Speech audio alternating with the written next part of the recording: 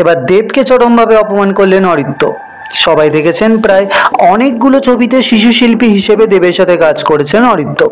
সেই সময় দেবের সাথে ভীষণ ভালো সম্পর্ক ছিল অরিত্রের, আর সেই অরিত্রই এখন বড় হয়ে ধুয়ে দিচ্ছেন দেবকে।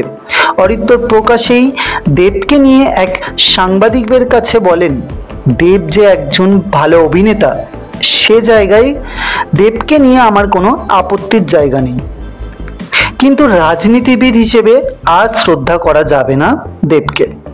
এরপর অরিত্র বলেন, দেব নাকি বলেছেন তিনি রাজনীতি বোঝেন না। এ কারণে অরিত্রর প্রশ্ন, রাজনীতি না বুঝলে তুমি রাজনীতি করছো কেন? এবার দেবের সম্পর্কে অরিত্রর মুখে এমন কথা শুনে অবাক হচ্ছেন দেব ভক্ত অনেক সকলেই।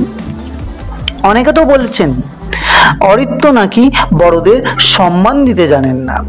দেবকে নিয়ে এমন কথা বলে অরিত্র মোটেও ঠিক করেনি। আমার মতামত বাদ দিলাম, কিন্তু বন্ধুরা আপনাদের কি মনে হয়, দেবকে নিয়ে এমন কথা বলে অরিত্র কি ঠিক করেছে না ভুল?